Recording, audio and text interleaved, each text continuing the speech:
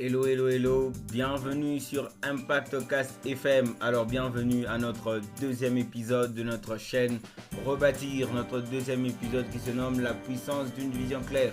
Alors nous avons été très heureux d'avoir partagé avec vous le commencement, les prémices, le prémisse qui était le premier épisode. Nous avons vraiment parlé de beaucoup de choses, surtout de changer nos schémas limitants. Alors nous rendons grâce au Seigneur pour ce qu'il a fait au travers ce premier épisode, au travers vos retours, vos témoignages. Et nous disons vraiment merci au Seigneur pour vos retours, surtout pour ce qu'il fait dans vos vies. Alors moi je m'appelle Josué Lukwesa et je suis très content de partager ce moment avec vous tout ensemble.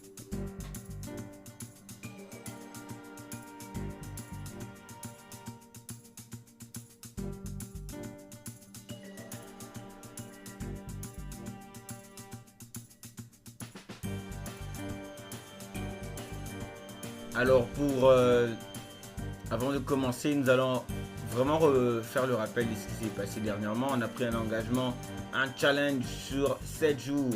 Un challenge sur 7 jours où on devait travailler sur comment briser nos croyances. On devait avoir vraiment prendre nos notes de construction afin de noter les plans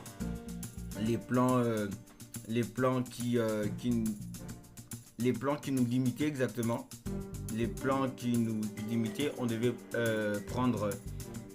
les noter et noter la parole qui les contredisait, la vérité qui les contredisait et en écrire l'expérience. J'espère que vous nous enverrez sur impactcastfm@gmail.com ou soit au travers nos DM Instagram et Facebook ou WhatsApp peut-être. Alors aujourd'hui nous allons commencer à parler sur la puissance d'une vision claire. Nous allons comprendre l'importance d'avoir une vision claire, comment la définir et comment la maintenir malgré les obstacles. Alors j'espère que vous êtes prêts. Vous êtes prêts parce qu'on va vraiment comprendre que plusieurs personnes peuvent avoir du talent, de la foi, de l'énergie, mais sans vision, vous ne pourrez rien faire. Vous pouvez toujours tourner en rond, vous pouvez toujours regarder autour de vous et vous ne pouvez pas avancer. Alors, vous comprendrez qu'il y a certaines personnes qui avancent, qui réussissent dans une direction claire parce qu'aujourd'hui, ils ont compris qu'il faut avoir une vision, il faut marcher selon une vision. Il faut toujours être conduit sur une vision. Alors aujourd'hui, on va parler de la puissance d'une vision claire et comment elle transforme nos vies. Comment la vision transforme nos vies. Ok, nous allons vraiment parler de comment la vision change nos vies. Alors, imaginez-vous un archer qui tire des flèches sans cible. Il n'y a pas de cible, mais l'archer tire des flèches. Ou, une personne qui a une arme et qui tire sans cible au stand des tirs. C'est un problème. Et c'est comme ça que souvent on se comporte. La vision, c'est la cible qui donne du sens à nos efforts. Du sens à nos efforts. Alors nous allons vraiment comprendre pourquoi la vision est essentielle, comment découvrir sa propre vision et comment la concrétiser malgré les défis. Alors c'est parti pour la première partie. Préparez vos écouteurs, vos notes, ça va faire du bien, on va tous rebâtir. Est-ce qu'on peut mettre le casque? Est-ce que tu peux mettre ton casque de travail? Tu peux mettre tes gants? Est-ce que tu peux mettre tes jalates? Parce que là on est sur chantier, on est en train de rebâtir, on y va.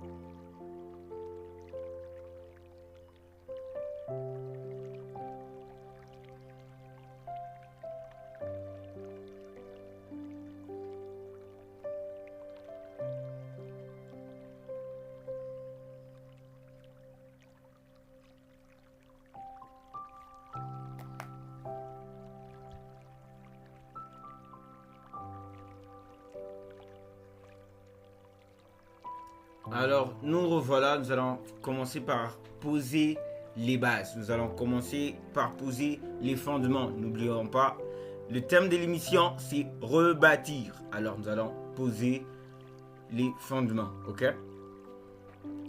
Pourquoi une vision claire est essentielle? Pourquoi une vision claire est essentielle? On va commencer par une définition simple d'une vision et pourquoi elle doit être claire et essentielle.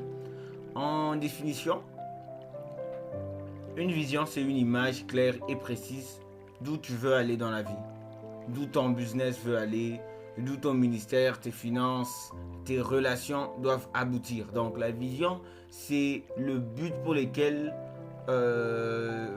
tu te bats, le but pour lequel tu t'investis, tu t'engages, tu te responsabilises, ok?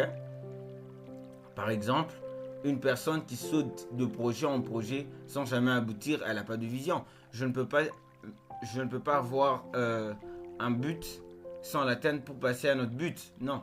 Si ton but, premièrement, c'est de finir les études avant de te marier, mais ne te marie pas avant d'avoir fini les études. Et c'est souvent par manque de vision que nous arrêtons certaines choses pour en embrasser d'autres. Ok? Quelqu'un qui suit ce que les autres font sans se demander vraiment si c'est bon pour lui, si il en a vraiment besoin. Par exemple, il y a plusieurs personnes qui vont s'enfermer, et d'autres qu'est-ce qu'ils font? D'autres qui vont dans la montagne. Ils vont dans la montagne pour aller prier, ils vont prier des jours et des nuits. Mais bon, avec une vision claire de ce que le Seigneur leur a transmis. Mais nous, parce que voilà, on sait que c'est la trend, parce qu'on sait que le Seigneur entend les supplications, dans les supplications inspirées par son esprit, mais lorsqu'on n'est pas inspiré par l'esprit, on n'a pas des visions claires. Ok? Donc il s'agit de ça. Et un chrétien qui vit le jour sans se demander ce que Dieu attend de lui, c'est un chrétien qui n'a pas de vision. Parce qu'il ne suffit pas de donner sa vie à Jésus. Il faut lui demander, Seigneur, où on va? Tu as mis en moi des trésors, des grâces. Mais où on va exactement, concrètement, Seigneur? Où allons-nous? J'ai besoin de savoir afin de marcher selon la direction. Je ne veux pas errer en vain. Parce que le Seigneur a mis en nous des projets, des buts et une vision. Ok? Donc, on va prendre l'exemple de Habakkuk 2.2 où le Seigneur recommande de rédiger une vision. Il dit, écris la vision, grave-la sur les tables, afin qu'on la lise couramment. Ok? Donc, il s'agit de ça. On nous recommande tout ensemble de vraiment d'écrire la vision, donc de la connaître. Tu ne peux pas écrire quelque chose que tu ne connais pas. Tu en as besoin. Tu as besoin de savoir exactement comment ça marche, où tu vas. Peut-être que tu ne sauras pas exactement les circonstances. Tu ne sauras pas peut-être les schémas précis de ta vie. Seulement, tu connaîtras le bout. Tu connaîtras en fait la vision de fin. Et c'est la vision de fin qui va te donner beaucoup plus de force à marcher, à vivre et surtout à agir concrètement, conformément à la parole de Dieu. Alors, nous continuons dans les fondements. Nous comprenons qu'une vision doit être claire et écrite. Une vision doit d'abord être claire et écrite pour être facilement compréhensible. Parce que la vision, c'est le mandat et le mandat, c'est l'appel. Donc, nous avons tous besoin, vous avez besoin, chers auditeurs, chers amis, vous avez aussi besoin de connaître votre vision. Vous avez besoin qu'elle soit claire dans votre esprit. Vous n'avez pas besoin d'être comme ce jeune homme que Jésus guérit. À la première prise, il dit qu'il voit des hommes comme des arbres. Non. Vous n'avez pas besoin de voir les hommes comme les arbres. Vous avez vraiment besoin de voir. Parce que vous ne pouvez pas, vous qui n'avez jamais vu quoi que ce soit, voir une silhouette de quelque chose que vous pouvez mentionné comme. Non, non, non, non. La parole du Seigneur, la vision du Seigneur n'est pas comme. Elle est exactement. Elle est ceci, cela. Donc du coup, la vision de Dieu pour votre vie ressemble à quelque chose. Elle doit être claire dans votre esprit. Vous devez la connaître, vous devez la comprendre, vous devez l'écrire pour qu'elle soit facilement compréhensible. Et une vision donne une direction. Une vision vous donne une direction. Une vision, c'est où vous allez. Vous n'irez pas n'importe où. Quel que soit ce que vous faites dans la vie, la vision va déterminer exactement où vous allez et ce que vous êtes censé faire exactement. Donc la vision est très importante et nous avons vraiment besoin de comprendre comment elle fonctionne. Ok? Et aussi, la vision évite les distractions. C'est pour ça qu'elle doit être claire, elle doit être précise, elle doit être facilement compréhensible. Elle évite les distractions. Car tout ce qui ne sert pas à la vision doit être mis de côté. Tout ce qui ne te sert pas exactement doit vraiment ne pas être ta priorité. Et souvent ça vient en urgence. Hein. Les choses qui ne sont pas alignées à la vision. Elles viennent souvent en urgence mais elles ne sont pas prioritaires. Plus elles ne sont pas prioritaires, nous devons de les mettre à côté. Alors nous allons développer ça davantage. Et la vision nous donne du courage. C'est la seule chose qui nous donne la motivation de nous lever à chaque fois que les moments sont difficiles. La vision nous garde motivés et déterminés. Parce que la motivation ne suffit pas, il faut être déterminé. Et le courage, c'est l'assemblage entre la vision, entre la motivation et la détermination. Et le courage va se fidéliser. Et plus elle se fidélise, elle va attirer les ressources, les bonnes personnes, les bonnes opportunités et les bons moyens. Donc si vous ne savez pas où vous allez, ben vous irez n'importe où. Et cela ne sera pas avantageux pour vous. Cela ne sera pas avantageux pour vous. Alors la deuxième partie, on va monter sur... après la fondation, nous allons monter déjà sur les murs. Comment découvrir sa vision personnelle? Oui. C'est vaste, hein. On a besoin de connaître c'est quoi exactement ma vision. C'est quoi exactement ma vision? Ma vision. C'est quoi ma vision? C'est quoi ma vision? Est-ce que tu peux te poser cette question? Les amis, c'est quoi votre vision? Posez-vous cette question. C'est quoi votre vision? Qu'est-ce qui vous passionne au point d'en parler pendant des heures? Qu'est-ce qui vous passionne? Qu'est-ce qui vous passionne au point d'en parler pendant des heures? Quel problème dans le monde vous touche le plus? Ou bien quel problème dans le monde vous touche davantage? Il y a toujours une situation dans les villes, dans les familles, dans les sphères qui vous interpelle, qui vous interroge. Quel talent ou don pourrait-il répondre exactement à ce problème, à ces thématiques, à ces difficultés? Parce qu'il ne suffit pas de repérer les problèmes, ben il faudrait aussi, surtout cibler les dons et les talents qui résoudront ces problèmes. Et qu'est-ce que les gens reconnaissent de vous? Qu'est-ce que les gens reconnaissent de vous? En fait, ce sont des questions vraiment fondamentales pour des questions fondamentales pour connaître exactement où nous allons. Parce que nous avons défini la vision, mais on doit maintenant définir la vision avec des questions personnelles. Qu'est-ce qui vous passionne au point d'en parler pendant des heures? Quel problème dans le monde vous touche le plus? Quel talent ou temps avez-vous pour résoudre ces problèmes? Et qu'est-ce que les gens reconnaissent en vous exactement? On prend l'exemple de Moïse, qui était touché par l'oppression des Hébreux. Il a été choisi, certes, mais parce qu'il vivait dans la maison de Pharaon, il ne savait pas encore. Mais il y avait un caractéristique qui coulait en lui, qui battait en lui exactement, c'était l'oppression des Hébreux. Sa vision était claire, c'était de les libérer. Joseph faisait des rêves de leadership, où le soleil, la lune et les étoiles se prosternaient devant lui, où les pailles de ses frères se retournaient autour de ses fronts à lui. Sa vision était de gouverner pour sauver son peuple. Et dans Proverbe 29, 18, il est écrit que là où il n'y a pas de vision, le peuple périt. Là où il n'y a pas de vision, le peuple est sans frein. Sans vision, on finit par suivre tout le monde, on finit par suivre la foule. La femme à la perte des sangs avec une seule vision, c'était de guérir. D'où elle, dans toute cette foule, elle voulait toucher Jésus. Bartimée avait juste une vision, c'était de voir.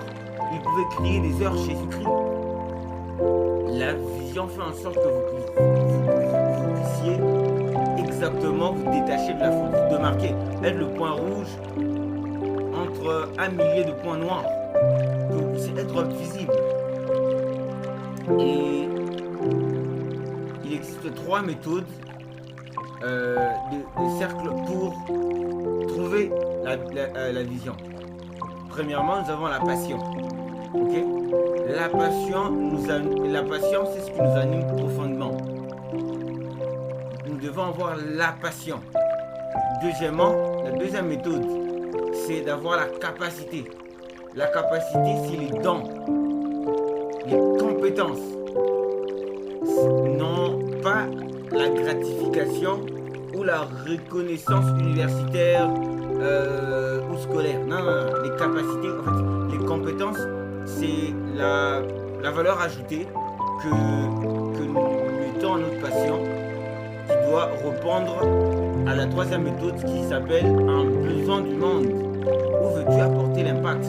Donc la passion mélangée à la capacité nous conduit aux besoins du monde, où cette passion et ces capacités doivent s'exercer, doivent s'accomplir.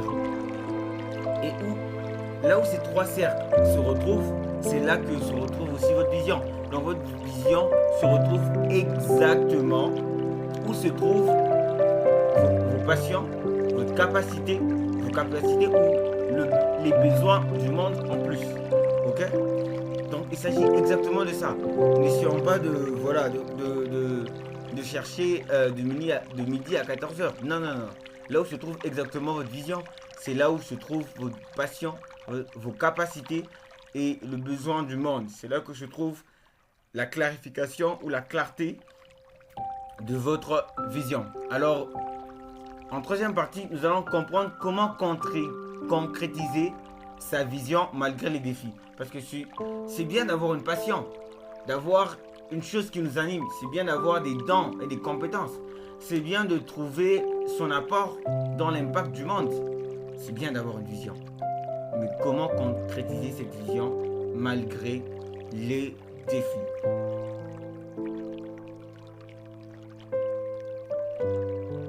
Alors, premièrement,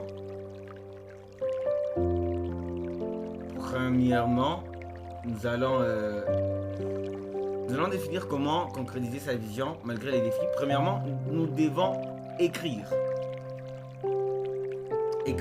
notre vision. J'espère que vous avez votre carnet sur vous, votre carnet des plans, parce que à ce deuxième épisode, on va beaucoup écrire, les amis. On va beaucoup écrire.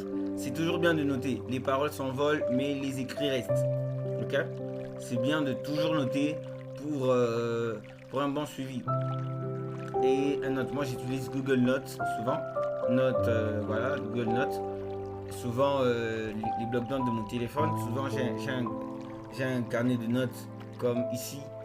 J'ai un carnet de notes, donc faut toujours commencer à noter. Vous pouvez avoir une intelligence pour tout capter, mais avec le surflux d'informations, vous allez oublier ou omettre certaines choses. Donc c'est un peu ça. Essayez de noter. Notez votre vision. Écrivez. Pas juste dans la tête, mais sur papier. Par exemple, dans 5 ans, je veux ouvrir un centre d'aide pour les jeunes en difficulté. Avec la plateforme Jeunes en Action, nous avons, dans laquelle je suis, nous sommes jurés de concrétiser un plan selon notre vision sur 25 ans, sur 2050. Donc en 2050, cette vision doit être claire et elle doit être visible. Et ce plan, c'est pour la RDC, exactement. Et notamment, vous verrez dans X Codecast qu'on va vous parler de la nouvelle conception du numérique. On va aussi vous parler de la vision 2050. Pourquoi se projeter? C'est que la vision nous emmène quelque part. La vision nous amène dans un environnement, dans un temps précis, dans des circonstances précises. Donc on doit vraiment noter. Premièrement, noter votre vision. Deuxièmement, faire un plan concret. Un plan concret. Par exemple, si votre vision est d'être entrepreneur, ben vous pouvez avoir un plan qui se dit que je dois lire 5 livres sur l'entrepreneuriat, trouver un mentor dans le domaine, écrire un petit projet d'ici 6 mois, toujours. Parce que l'entrepreneuriat, c'est pas du commerce, c'est pas l'emploi. L'entrepreneuriat, c'est de donner de la valeur ajoutée à une situation, à un besoin dans le monde, dans l'environnement. Et on n'y va pas seul, on n'est pas autodidacte de la vie. On doit toujours être conduit, on doit toujours être porté, on doit toujours être accompagné. Alors, troisièmement, on doit se rappeler que la vision se construit par étapes. Premièrement, on a dit d'écrire la vision, clairement. Deuxièmement, on a demandé de faire un plan. Troisièmement, on recommande de se rappeler que la vision se construit par étapes. Cela s'interprète souvent par mission. La vision, c'est le but. La mission, c'est les étapes. Et on doit toujours établir des étapes. C'est les étapes qui nous rappellent que nous avons une vision. C'est la réussite, le passage au travers ces étapes qui définissent exactement. Pour être entrepreneur, il faut avoir l'idée, il faut avoir une idée non seulement commerciale, mais elle doit aussi être professionnelle. Donc non seulement elle fait des transactions financières, mais elle doit aussi avoir un flux sur l'emploi. Par exemple, vous devez engager des gens. Pour engager des gens, ou bien si c'est vous-même, ben, c'est un travail. Vous devez vous réveiller, vous devez respecter certains codes. Et vous devez avoir un carnet de caisse, par exemple. Vous voyez, vous devez tenir un carnet de caisse. Vous devez faire la balance. Vous devez commencer à remplir votre journal. Vous devez commencer à faire votre bilan du mois, de l'année, ou je ne sais quoi. Donc il s'agit de ça. Moïse n'avait pas libéré le peuple d'Israël en un jour. C'était très planifié et c'était sur plusieurs jours. David non plus n'a pas été roi, voilà. Et l'année qui suivait, il a été roi. Non. David a suivi un processus. Certaines missions de sa vie consistaient à le forger à la royauté. Au-delà d'avoir les capacités, au-delà d'avoir la passion. Ok? Quatrièmement, faire face aux défis sans abandonner. N'oubliez pas, on est là en train de se demander comment concrétiser sa vision malgré les défis. Ben, le quatrième point, c'est surtout de faire face aux défis sans abandonner. Sans abandonner. Oh là là. Sans abandonner. Parce que nous savons que plusieurs personnes commencent, entreprennent et abandonnent. Ben, c'est sans abandonner. Sans abandonner. Nous devons de ne pas abandonner. Vous ne devez pas abandonner. Vous avez commencé, n'abandonnez pas. Accrochez-vous à votre passion, accrochez-vous à vos capacités, accrochez-vous aux besoins dans le monde. Accrochez-vous à la vision de Dieu. Accrochez-vous, accrochez-vous, accrochez-vous, accrochez-vous. S'il vous plaît, accrochez-vous. La modernité, la révolution doivent venir par vous. Vous êtes en train de bâtir une œuvre. Vous êtes en train de bâtir une œuvre glorieuse. S'il vous plaît, n'abandonnez pas. N'abandonnez pas. Vous ne vous devez pas d'abandonner. S'il vous plaît, n'abandonnez pas. Vous recevrez des oppositions d'autres personnes. Certains vous diront que c'est impossible. Nous avons parlé des schémas limitants au premier épisode et nous comprenons que c'est souvent ça qui sera un défi à l'évolution de votre vision, à la concrétisation de votre vision. Alors s'il vous plaît, n'abandonnez pas. Vous aurez des doutes personnels suite aux situations. Vous aurez des moments où vous aurez envie d'abandonner. S'il vous plaît, accrochez-vous. N'abandonnez pas. Ok? N'abandonnez pas. n'abandonnez surtout pas. Vous ne vous devez pas d'abandonner. Tenez bon. S'il vous plaît, tenez bon. N'abandonnez pas. N'abandonnez pas. Souvent, vous serez frustré à cause du délai de réalisation de votre vision. S'il vous plaît, ne paniquez pas. Ça fait partie de la vie. Joseph a reçu une vision de grandeur alors qu'il a passé par la fosse, par la prison. Il a été vendu, mais il a fini à la primature. N'abandonnez pas. Jésus est venu. À sa naissance, on a tué des enfants. Il a pas vécu une vie facile. Mais finalement, il a été glorifié. N'abandonnez pas parce qu'à Gethsémani, il a supplié le Seigneur, il a intercédé pour ne pas abandonner. Vous non plus, les amis, n'abandonnez pas. La vision ne s'accomplit que par les épreuves.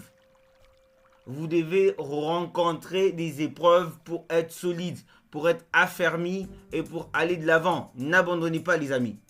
Ok? N'abandonnez pas. Une vision donne un sens et une direction à votre vie. Elle doit être claire. Elle doit être écrite. Et alignée avec les dons et les passions. Elle nécessite de la patience et de la persévérance. Et la vision ne vient pas de ce que l'on... des passions. Non. La passion est une composante de la mission. Il est écrit que Dieu met en vous le vouloir et le faire pour son bon plaisir, afin que nous manifestions les bonnes œuvres qu'il a prévues à l'avance. Ces bonnes œuvres à manifester pour son bon plaisir, c'est ça qui s'appelle le mandat. C'est ça qui s'appelle l'appel. C'est ça qu'on appelle la vision. Et la vision pour votre vie doit être bâtie dessus. Alors nous allons prendre le challenge de la semaine. Pour ce deuxième épisode, le challenge il sera simple. Toujours votre carnet de planning, votre carnet de construction. Prenez 30 minutes pour écrire votre vision en détail. S'il vous plaît les amis, détaillez votre vision. Ok? Fixez-vous les 3 premières actions concrètes pour avancer de manière réelle. Cherchez un verset qui encourage votre vision et méditez dessus. Moi par exemple, c'est que nul ne tiendra devant moi tant que tu vivras. Nul ne tiendra devant ma vie tant que je vivrai. Donc tant que je respirerai, ma vision doit s'accomplir. Rien ne peut m'empêcher. Ok? Alors, si cet épisode vous a inspiré, partagez-le avec quelqu'un qui cherche encore sa direction. Et souvenez-vous que la vision, c'est le moteur de votre destinée. Alors, nous sommes arrivés à la fin de cet épisode. Nous sommes heureux de vous avoir tous servi. Nous rendons grâce au Seigneur pour cela. Nous rendons grâce au Seigneur pour les retours. Merci pour vos commentaires. Merci pour vos retours, vos témoignages. Merci pour vos dons. Pour ceux qui s'aiment en cette offre. Merci à tous. Alors, on se retrouve au prochain épisode pour les stratégies financières bibliques. Nous allons parler des stratégies financières bibliques. Eh oui, la Bible parle des finances et nous explique comment ça fonctionne. Alors, passez une super bonne semaine dans la présence du Seigneur. Au prochain épisode, peace. Soyez bénis.